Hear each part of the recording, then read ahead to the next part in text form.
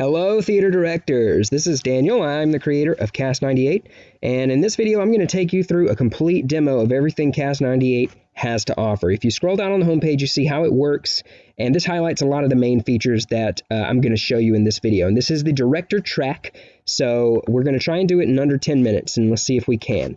So the first step to getting started is to sign up. This is creating your user profile, and in the next step, we're going to add your studio.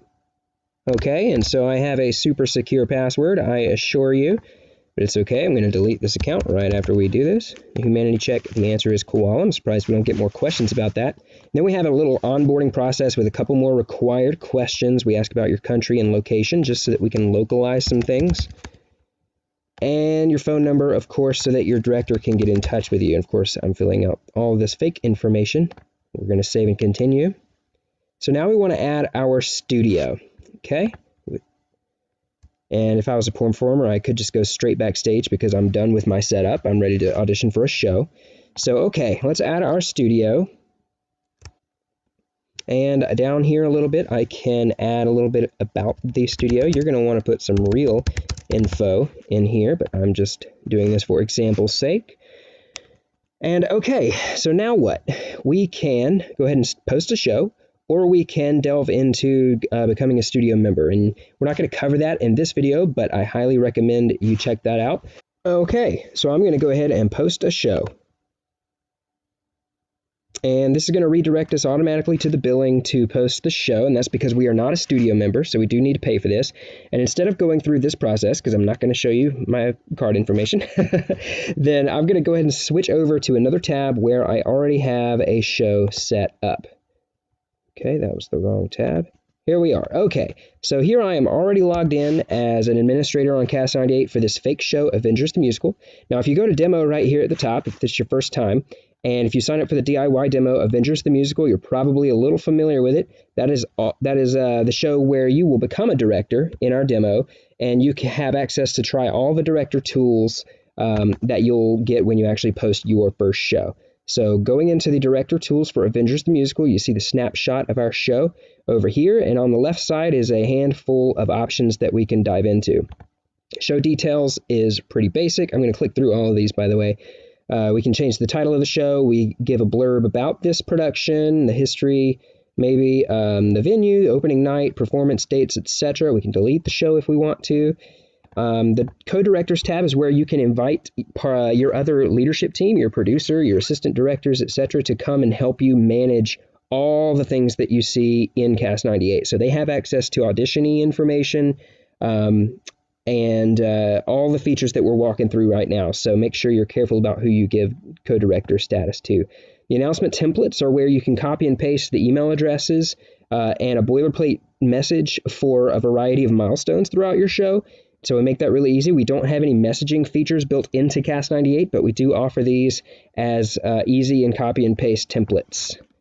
And then we have our audition details, which, like the show details, is where you can go to publish your audition form, post instructions for auditionees when they start to fill out the form.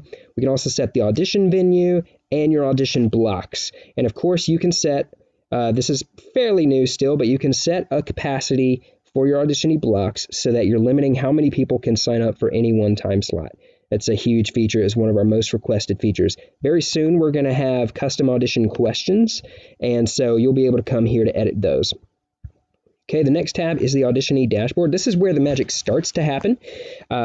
If you just posted your show, this is going to be completely empty with a big frowny face, and you can actually sit there and watch as people sign up for your auditions. They will pop up here automatically. There's no need to refresh the page. It's really, really cool to watch that happen, and you can see this show already has several people signed up. So I'm going to click into Kristen Chino, and it pulls up her profile really, really quick there. And if we scroll down on the left side, this is all of the information that she submitted from her profile.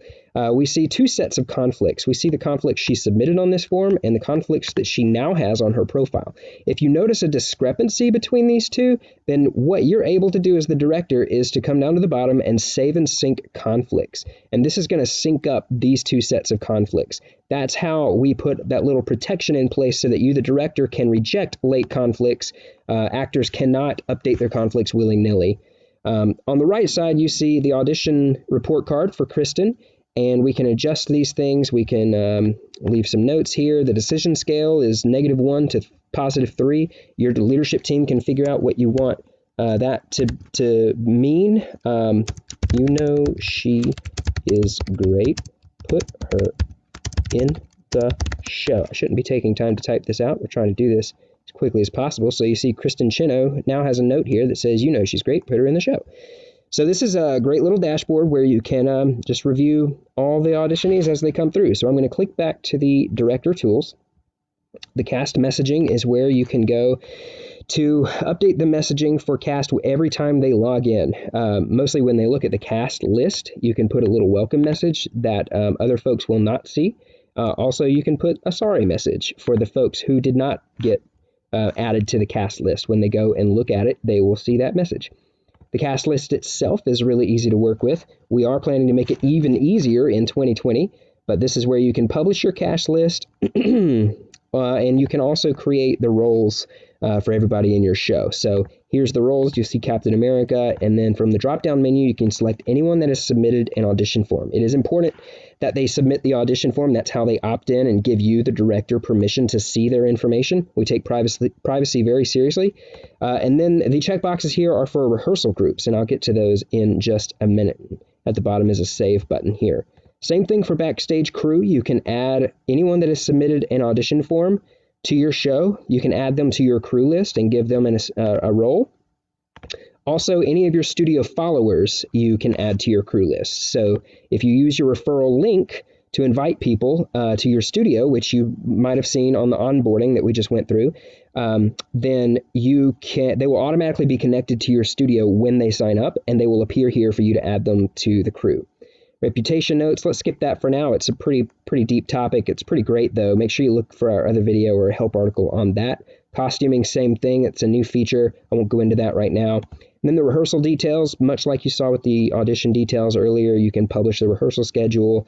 You can leave some information that your cast members will see every time they look at the rehearsal schedule, and you can set a default venue, which just saves you a little bit of time when you're going through the rehearsal schedule and building it out. So the rehearsal groups is a cool little feature that actors never see. They never interact with this in any way, but this is helpful for you, the director. Let's say you have a group of 15 or 20 dancers.